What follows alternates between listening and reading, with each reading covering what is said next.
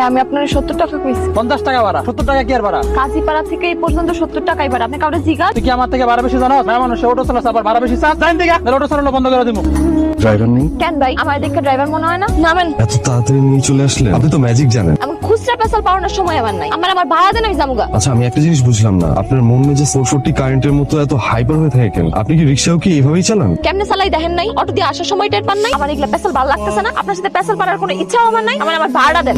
এই আপনার সমস্যা কি হইছে? এমন খড়ের গাদার মধ্যে শুই খুঁজালান কি খুঁজতেছেন? টাকা মানে টাকা ভাঙতি নাই। এই মেয়ে, আপনি কি আমার সাথে নাটক করেন? আমার মাইয়া মানুষ পাইছেন দেখে কি আমার বলদ মনে হয়? আরে আপনি এরকম হাইপার হয়ে যান কেন? আমি কি বলছি আপনার টাকা দিব না? একবারও বলছি? আমি বলছি আমার কাছে টাকা ভাঙতি নাই। দেখেন আপনি যখন থেকে আমার অটোতে উঠছেন না, তখন থেকে আপনারে কেমন জানি আমার ছোট ছোট ধান্দাবাজ মনে হইতেছে। এগুলা সব আপনার টাকা না দেওয়ার ফোন দিয়ে। আমি বুঝতাছি তো আপনি আমার ন্যায্য ভাড়া বুঝাই দেন।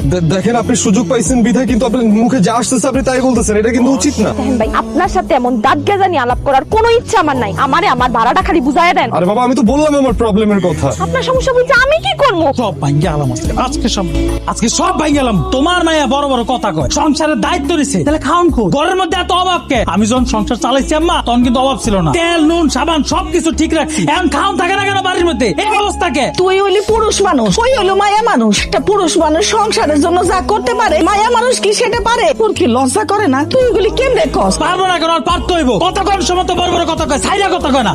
তাই কি হইছে? চিল্লাই এমন বাড়িটারে মাথা তুলছস কি কারণ? আরে বাপরে, জমিদার নিয়ে আইছে। এই আমার মোলে এমনি দেশ নাকি লিখে সিগারেটের প্যাকেট কই? এখন আমি না রিক্সা চালায়া শরীরের রক্ত পানি কইরা তারপরে এই সংসারটা চালাই। তোর মতো হুইয়া বইয়া খাই না। তোর কাছে টাকা আছে, তুই টাকা দিবি। আর এই যে রিক্সা যে চালাস, তোর রিক্সা কে চালাইতে গেছে? আমি কখনো রিক্সা চালাইছি? আমি যখন সংসার চালাইছিলাম রিক্সা চালাইছিলাম। কাদের কি অভাব পড়ছে? রিক্সা চালাইতে গেছিস কি লিগে? এখন আমার না মুখটারে ছুড়াইছ না। তখন কি করছস আর এখন কি করস না, এটা নতুন কইরা বিস্তারিত কইয়া আমি রাষ্ট্র আর উদ্ধার করতে চাই না। আব্বা মারা যাওয়ার পরে সংসারটারে হাল কি করছিলি তুই? ভুইলা গেছস? আম্মা ওর মুখ আটকাইতে কও। এই কথা কিন্তু তুই সাবধানে কবি। কয়দিন সংসারের দায়িত্ব লইয়া এখন বড় বড় কথা কইতাছস না? পাই গেছস সংসার চালায় তুই। মেজাজ যদি খারাপ হয় আমি কিন্তু আবার তোরে মারমু। আরে মায়াটা বাইরের থেকে কত পরিশ্রম করে আইছে, আর মায়াটা আইতে নাইতে তুই শুরু করে দিছ। তোর কি লজ্জা শরম নাই? এই মায়াটা কামাই করে সংসারে আনে বলে আমরা চারটা খাইতে পারি, আর তুই ওর লগে সমানে তর্ক করতেছস। যা মুখে আইতাছে তাই কইতাছস। আর কতদিন এই অত্যাচার করবি তুই? আমি তো তোরে নিয়ে আর পারতাছি না রে। আম্মা এটা তুমি কি কইলা? আমি অশান্তি করতেছি? আমার অশান্তি নেই চোখের মধ্যে পড়লো।